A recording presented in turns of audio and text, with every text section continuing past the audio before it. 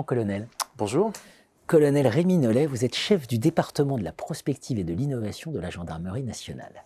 Je suis enchanté de vous recevoir parce qu'on n'a pas forcément l'image qu'à la Gendarmerie nationale, il y a une véritable culture de l'innovation et de la valorisation.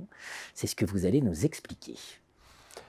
Bonjour et merci pour votre invitation. Effectivement, j'appartiens au service de la transformation qui a été récemment créé au sein de la Direction générale de la Gendarmerie nationale pour porter le plan de transformation Jean 2024 de la gendarmerie. Et au sein de ce service, je suis en charge du département de la prospective et de l'innovation, où on accompagne l'innovation et on met en place les dispositifs de management de l'innovation qui permettent de valoriser nos innovations et de préparer les mesures de transformation qui permettront de transformer la gendarmerie de demain, en fait. Et on a chez nous une très forte culture sur l'innovation participative. L'innovation participative, c'est finalement le gendarme de terrain qui a un problème, qui trouve une solution pour résoudre son problème ou pour améliorer quelque chose qu'il a dans les mains tous les jours ou un processus qu'il doit mettre en œuvre. Et on a la chance de s'appuyer sur 15 ans d'expérience en innovation participative, ça s'appelait les ateliers de performance, qui nous ont permis de bâtir une solide culture d'innovation au sein de la maison. On a donc aujourd'hui une communauté d'innovateurs de 600 innovateurs. On a à peu près 3000 participants à nos ateliers de performance sur 15 ans. Ça fait plus de 800 projets qui ont été proposés et retenus, pardon. Et 10 à 15% de ces projets qui sont retenus chaque année après avoir été confrontés à un jury d'utilisateurs. Donc c'est le terrain qui juge le terrain. Et tout ça, ça nous permet de capter l'innovation, les bonnes idées du terrain, les bonnes pratiques qui ont été développées localement.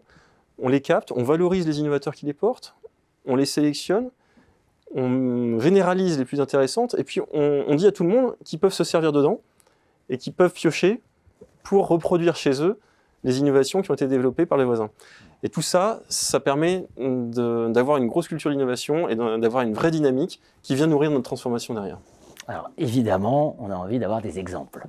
Donc est-ce que vous pourriez nous donner quelques exemples d'innovation et de valorisation ? Alors un exemple qui est à la fois un exemple d'innovation participative et de valorisation, c'est un gilet tactique. Finalement, c'est un gilet pare-balles, une housse pour gilet pare-balles qui a été inventée par des innovateurs de terrain, qui a été développé dans un atelier de la garde républicaine et qui permet de partir en patrouille sur le terrain avec un gilet pare-balles léger. Et si jamais on est appelé sur un forcené ou sur une intervention à caractère terroriste, en quelques instants, on peut rajouter des plaques balistiques de protection beaucoup plus lourdes qu'on a en permanence dans le véhicule grâce à un montage textile. Et ce dispositif, donc, il a été imaginé par des gens du terrain, il a été prototypé, on a fait un brevet sur le prototype et aujourd'hui, on le généralise, on l'industrialise et on est en train d'en acheter plusieurs dizaines de milliers pour équiper la police et la gendarmerie. Bon exemple. Je crois qu'il y a une dizaine de dépôts de brevets, c'est ça ? Effectivement, alors on a toute une politique de valorisation des innovations. Avant d'arriver au dépôt de brevet, on a d'abord un parcours d'accompagnement de nos innovateurs. Je vous parlais des ateliers de performance qu'on est en train de moderniser pour en faire des ateliers d'innovation. Ce sera un cycle plus rapide qui permettra d'aller plus vite et qui donnera une plus grande place encore aux utilisateurs. Donc le terrain jugera le terrain. Et des ateliers de performance, parfois on se dit il faut monter en maturité ce projet. Ou alors on a simplement des gendarmes de terrain qui ont une idée, un projet, et qui ont besoin de moyens pour le développer. Donc là, on met en place un parcours d'accompagnement où on va leur fournir des moyens techniques, juridiques, financiers évidemment, pour mener à bien leur idée. Et dans l'accompagnement juridique, on aura la question de la propriété intellectuelle qui va se poser. Et donc ce dispositif, il permet de voir très vite là où on a besoin de protéger nos idées, ce qui nous amène à avoir aujourd'hui une dizaine de brevets, je pourrais vous donner quelques exemples, mais également il nous permet de travailler en partenariat avec les industriels. Et ça c'est très important pour nous parce que dans l'innovation finalement on n'est pas vraiment dans une relation de client à fournisseur.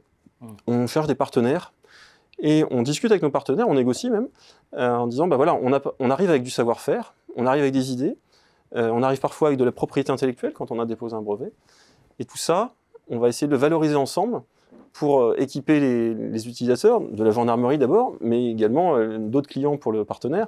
Et donc la gendarmerie sera intéressée derrière, surtout s'il y a un contrat de licence sur un brevet, par exemple. Alors peut-être pas 10 exemples, on n'a pas le temps de 10 exemples, peut-être un qui toucherait à une dimension internationale. Voilà, c'est ça aussi. Hein, Alors sur l'international, on a un exemple qui est lié à l'ADN. On a plusieurs brevets qui sont liés à la criminalistique. Et on a un laboratoire d'ADN mobile qui a été développé par l'Institut de recherche criminelle de la gendarmerie il y a quelques années, sur lequel on a déposé un brevet sur la façon d'agencer ce laboratoire pour qu'il réponde à un certain nombre de normes et qu'il soit quand même assez compact pour être mobile.